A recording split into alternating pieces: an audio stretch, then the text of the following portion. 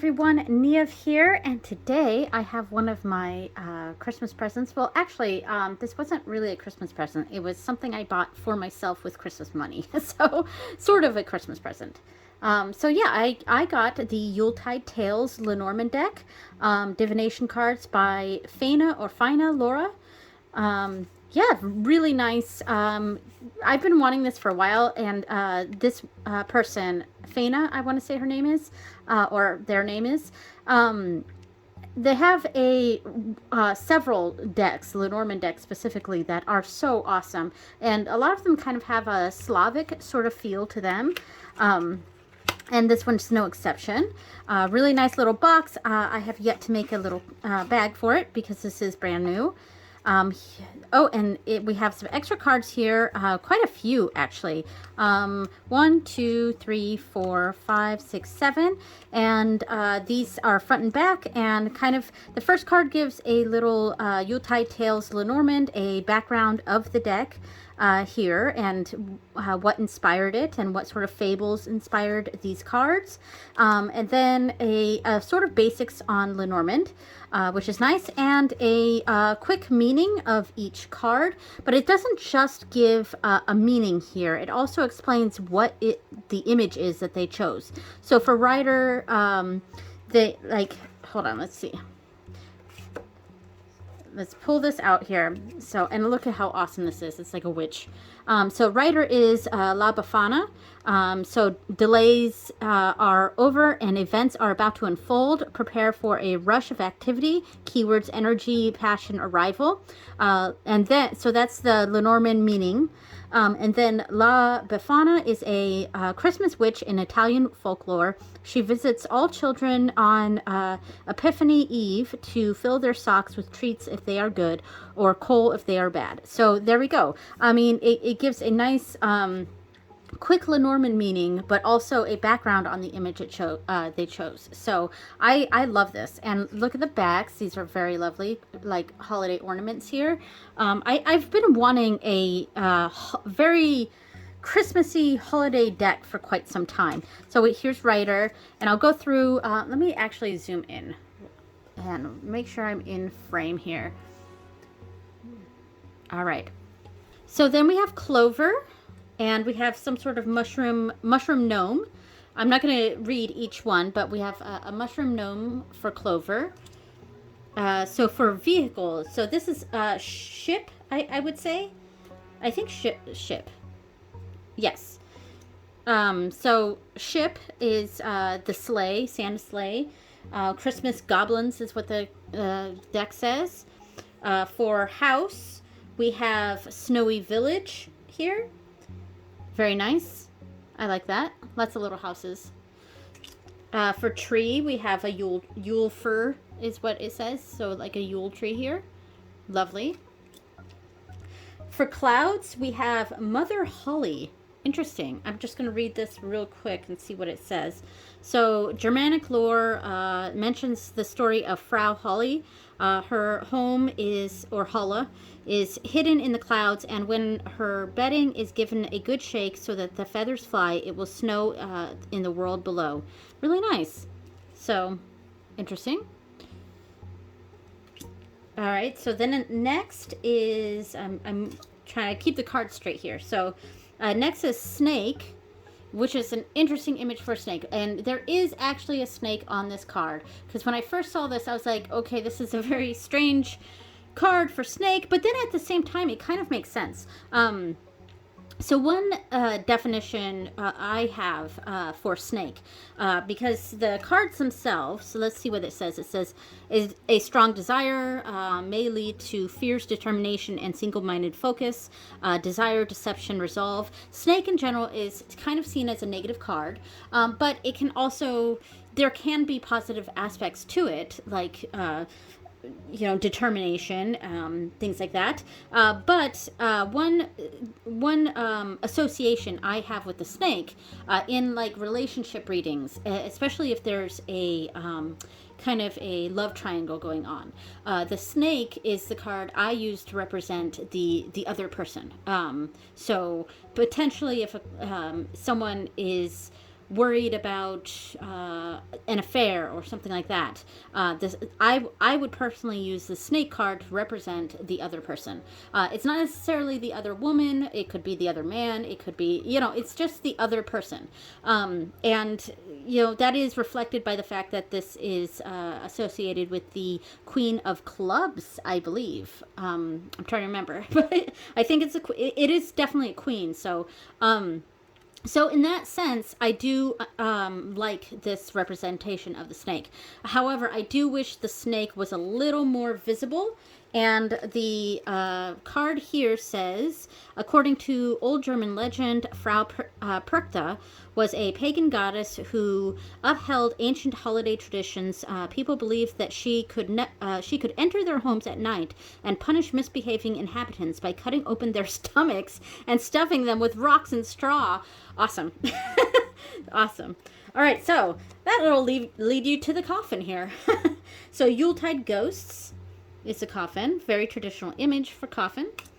Then we have bouquet. Love this. It's very macabre. And this is dead flowers. So bouquet is an expression of gratitude and an indication of pleasant interactions to come. Keywords: flattery, reward, pleasure. Flowers symbolized death and rebirth to the ancient Druids. Although the delicate foliage of flowers would fade in the winter, it would come back to life during the warmer months. So really nice. All right. I'm not going to read every single one. I'm just, I think this, it helps for some of these cards to read the definition here. So scythe, we don't actually see a scythe in here, but we do see heads chopped off, basically. And then this woman here has a bird for replacing its head, possibly, or I don't know. I don't know if the bird is replacing its head or if it's like in the center of this. It's almost like the Three of Cups, except it's like a friendship has been cut off.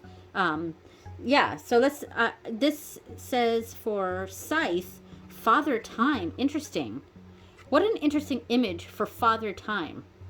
All right, so it says Kronos, the Greek god of time, is often personified as Father Time during the holidays. He is seen as an old man holding a harvester's sickle. During the holidays, Father Time represents the old year, and his hands are over his duties of time to the new year. It's almost kind of confusing, because if this card is supposed to be Father Time, I think I would have preferred seeing an image of Father Time here. So I'm not sure how I feel about this one. I think this may be my least favorite card of the deck. Just the image doesn't quite... Yeah. I mean, I get the chopped heads here for Scythe. I get it. But yeah. All right. So next up, Krampus. All right. So Krampus for whip. Fantastic. I think that's a great representation for whip here. So yeah, in Central European lore, Krampus is a half goat, half demon monster that punishes bad children during Christmas. He is the devilish companion of Saint Nicholas. Nice. All right. So, and punishments are something I might see the whip being represented as. I do prefer broom over whip for that card, but because I like both cards, both whip and broom, kind of have that repeated nature, and repeated actions are one of my key focuses for whip / broom. So because of that, I do prefer broom over whip, but that's just a personal thing. Birds, very traditional here. We have these cardinals. All right, and let's see. Child, it's like a doll. This card says Baby New Year. Okay, nice. Fox is very traditional here. This is an Arctic renard, which is French for fox. I really like that one. That's beautiful. This is fun. So for bear, we have Beast, and this is a Yuletide Yeti. Oh, sorry about the dog. She's going to run through. Someone dared to walk by her house, and she's got to go yell at them. So Beast is a Yuletide Yeti. So in Himalayan lore, the Yeti is a large and hairy ape-like creature that inhabits the snowy lands. Cautionary folk tales describe ways to befriend and defend against the Yeti. Interesting. I like that for bear a lot. All right, so then we have stars, and we have like this pixie type character here. Golden coins is what the information sheet says. So interesting. Okay, and then for courier, is this? Oh, this was stork. That's right, stork. Here we go. What an interesting image for stork. I kind of like it. All right, so courier, the Yule goat. The Yule goat has origins going back to ancient pagan festivals celebrating the Norse god Thor, who rode the sky in a chariot drawn by two goats. The Yule goat is a bearer of Yule gifts and a symbol of movement and change. And of course, the stork kind of represents a evolution, a general positive evolution. I see the stork as a pretty positive card. All right. Even though I think it might be neutral positive technically, but I see it as a quite positive card. All right, so wolf is this for dog? I think so. I think 18 is dog. I think so. All right, so wolf here, Lupercus. Yes. Okay. Tower, love this image for tower. I think this looks great. I'm sorry, I was looking at the information cards and wasn't making sure I was in frame. So tower, really like that. This is a snow castle. This is interesting for garden. It's almost like a deconstructed garden. Not my favorite card in the deck. I don't know. It's similar to. I mean, it makes more sense than the scythe card. Where the three women are representing Father Time, but I wonder if the three women are like three phases of a life. I'm not sure because they all look about the same age. And how lucky was I to just grab this exactly where I was hoping for. So yes, garden, Yuletide greenery, mountain. This is beautiful. It's almost like a hobbit home. It's like a house in a mountain or house in a hill or something. So this is Grilla. Icelandic folklore depicts Grilla as a mountain-dwelling troll who comes to town during Christmas. She has an appetite for the flesh of mischievous children who she cooks in a large pot. I love this. It's like Hansel and Gretel. All right. And yes, okay. So then we have, this is Crossroads, as we can tell by the North Pole here, and it is indeed the North Pole. So mice is the Mouse King. Very nice. All right. In the classic story of the Nutcracker, a little girl's beloved Christmas toy comes to life, and after defeating an evil Mouse King, whisks the girl away to a magical doll kingdom. Like, nice. All right. So for heart, we have this bunny here with little hearts coming out of it. So this is mistletoe. Okay. When I first went through this deck, I wasn't quite sure how, other than the little hearts above the bunny, how this was connecting to heart. But now we see the mistletoe, that makes a lot of sense. Yeah, I like it. And then, so make sure I'm on the next thing here. Whoops, dropping stuff here. All right, so is this ring? Okay, so ring, we have Christmas fairy. I see this, I mean, it's a couple, joining together, really makes sense for unions, collaborations, partnerships, things like that. So, yes. So, the Christmas fairy. In Germanic folklore, the Christmas tree origin story is sometimes associated with the Ernstein, the Christmas fairy. A count named Otto lost his ring in a fairy well, and Ernstein brought it back to him. They were married, and she gave him the first Christmas tree as a gift. Very nice. Okay, so then we have book. This is quite nice for book. Ghost stories. Then we have letter. It's like recipes here. So Yuletide message. Since the mid-19th century, Christmas greeting cards, okay, have been mass-produced, although handwritten Yule messages are still considered the most heartfelt. Aw. Okay. And then this, we have a card for man and woman. I mean, that's fine. I do prefer my Lenormand decks to be a little gender neutral as much as possible, but I know that's a lot to ask, and I'm just fine with the man and woman card. For man, we have Father Frost. For woman, we have Snow Maiden. Nice. Okay, and then for, this is Lily. It's not Moon. Moon is over here. Okay. But because there's a moon in here, that's a little confusing. I sort of wish the lilies themselves were kind of blown up a bit and the moon wasn't there, because it's a little confusing to have the moon here. But we do have Lily, and let's see. Beautiful Bloom. All right. Nice. And then, let's see. For Sun, this is a little bit... I don't know how I feel about this for Sun. We've got Moon here. This makes sense for Moon. Sun. So let me see what it says for Sun. So winter warmth. Oh, I see. So they're warming between their hands. Okay, that makes more sense. Still not in love with this image for the Sun. I would like a clearer image, if that makes sense. But yeah, nice. Okay. And then the Moon, Lunar Lady. During ancient Yule rituals, pagans worshipped lunar energy and believed that the moon would give birth to the sun. I was really hoping that it would talk about why they chose a rabbit jumping over the moon here. But it's a nice image. I like it. Some of these cards, like, I love this deck, but some of the images, I just wish...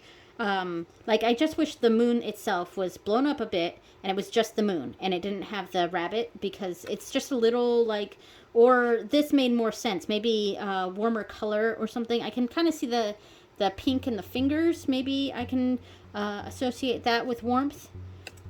All right. So then we have Key, and this is Nisa. Nisa. Okay. So the Nisa is one of the most familiar creatures of Scandinavian folklore. These creatures are commonly associated with winter solstice and Christmas. They are usually described as having a long white beard and wearing a red cap. They are very small and easily find their way into the homes of unsuspecting inhabitants. Interesting. I mean, it's holding a key. I get it. It's just, yeah. I would have liked just this image blown up. But, all right. So then we have Fish, and this is a golden rybka from Russian folklore. It looks like a fish. I can see it's a fish. I like it. And then Anchor. I do like this for Anchor, because it's like right in the home. Very cozy, like we're anchored here, or Santa's dropping his anchor down. So this says Yule Lads. Yule Lads are Icelandic trolls that cause mischief for the 13 days leading up to Christmas. The anchor is represented by one of the trolls who uses a meat hook to fish for treats to steal around unsuspecting homes. That's very interesting, but I actually like this image for Anchor because I sort of think of Anchor as being anchored in a spot, you know? And here we have this in a home here, so anchored at this home. Like you're at home here, if that makes sense. So there we go. And then finally we have a cross, and this looks like a woman praying. So there's a religious element to this. So Holy Holiday. The symbol of the cross has been used for centuries to ward away evil spirits. There is even an English tale of a woman who used a loaf of bread shaped like a cross to fend off troll witches and ghosts on Christmas Eve. And of course, the meaning of the cross is through ideologies we learn to judge others and ourselves. Duty, conviction, burden. And I usually consider cross to be quite a negative card, but you know, because it does represent burdens and things like that, and there is somewhat of a religious or dogmatic association with this card, so that kind of adds to it. So there we go. All right. And we're about 20 minutes in on this, so I want to really quickly, I pulled out a few tarot decks just to see how a 9-card box might look with a tarot deck. you know, I don't have a whole lot of Oracle decks, uh, but I don't know. I was looking through some of my Oracle decks, and I just couldn't really find anything that I thought really went with this. But I pulled out, I think, 5 decks here that we can really quickly see what it might look like. So I'm just going to lay down a 9-card box. It really doesn't mean anything. And let me just zoom out too. There we go. So let's... 2, 3... And I like the size of these because these are about bridge size, I would say, maybe poker size. I think they're about bridge size. And that's one of my ideal sizes for Lenormand, personally. I like smaller Lenormands just because I feel like it's, you know, I like to do big spreads with Lenormand. And it's how I read Lenormand, really, is I read them as part of a grand tableau. So, all right, here we go. Let me get that out of the way. Now, some of the decks I pulled out. I pulled out the Anima Mundi Tarot. This is the bag that I made for it. This is a deck that I often use for the Goddess Bridget. And I like this deck a lot for full moon readings, which is why I embroidered a nice big moon on the front. And here we go. So I pulled out this one deck because this deck kind of gives me a kind of post-Christmas winter vibe. And that might be also why I really like it for Breege, because, you know, her holiday is Imbolc, which is February 2nd, 1st or 2nd. All right, so I'm just going to lay down cards. I don't have a particular meaning for this, but I'm just kind of seeing how this will look. Very nice. And here we go. Oh, look, that's a very almost Christmassy card. This actually looks quite nice. What do you think? I think that looks pretty good. All right, so I'm going to lay down the next deck now. Okay, the next one I have here is the Pagan Otherworlds. I just thought... you know, the beigey tones of this deck might look good with the Pagan Otherworlds. So let me pull this out, and I'm just not even shuffling. I'm just going to lay down some cards. So let's see. Oh, that's... I had just pulled the Hierophant from the other deck. Oh, wow. This looks really nice. This looks like a very serious read. Like, it's taking, like, the whimsicalness of the Yuletide Tales Lenormand, and kind of bringing a seriousness to it, I think. Very nice. That almost lays down perfectly, like, the size. But, that said, this is a deck that I want to trim. Yeah, because it's just a little too long for me, for my hands, and it's I love the cardstock. It's very, very slippy, which I actually kind of like, but because of that, it moves around a lot on the table, but it's easy for me to shuffle linen cardstock, but these cards are just a little bit too long, so I am eventually going to chop them down. But as it is right now, it actually fits perfectly. All right, so let's pull out the next deck I got for this. Okay, so the next one I pulled out, actually these 3 that I pulled out, it was, this is the Everyday Witch, this is the Green Witch, and this is Forest of Enchantment. And I initially pulled this one first. This is the Green Witch, and that's because this deck, I don't use this deck a lot, but there's a very... it does kind of give a sort of pagan-y vibe, and I'm not even going to show... And plus the backs are very, like, holiday-y looking. I don't have...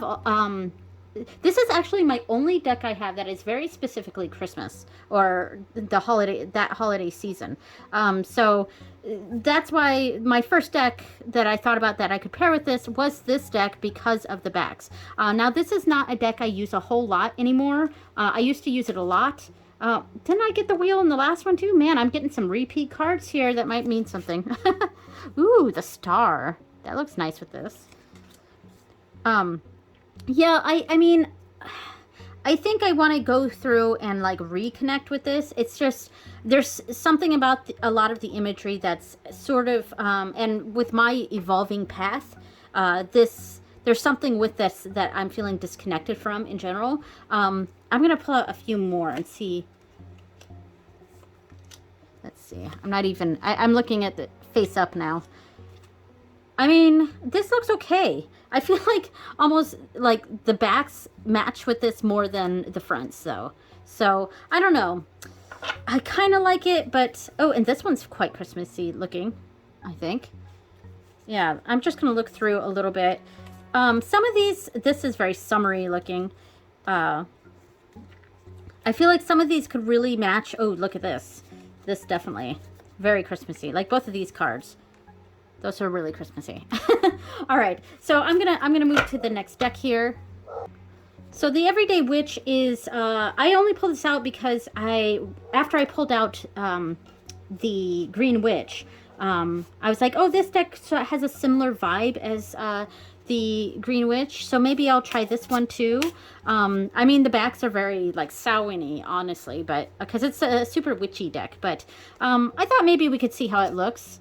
I mean, that doesn't look half bad. The Emperor, Nine of Pentacles. Ooh, look at that. That's very holiday looking. And the Magician. I don't know. In a way, I almost feel like I like this one a little bit more than the Green Witch, which is surprising to me.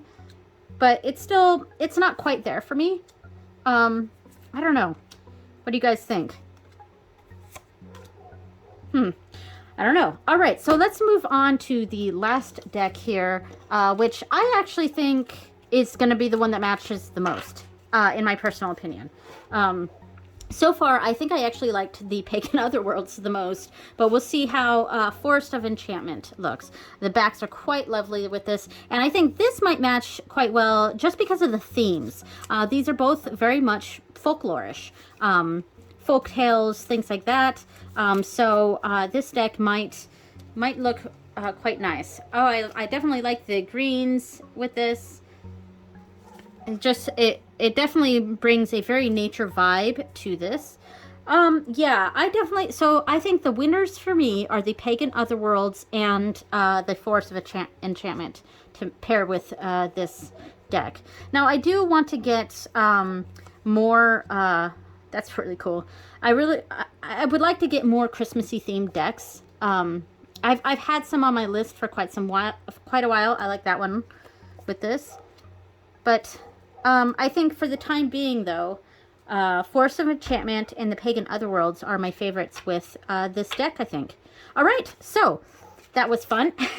So this is the Forest, or not the Forest of Enchantment, that was this deck. This is the Yuletide Lenormand, or Yuletide Tales Lenormand. I'm just going to leave this box here. We'll take a picture of that, and that'll be the thumbnail, I think. There we go.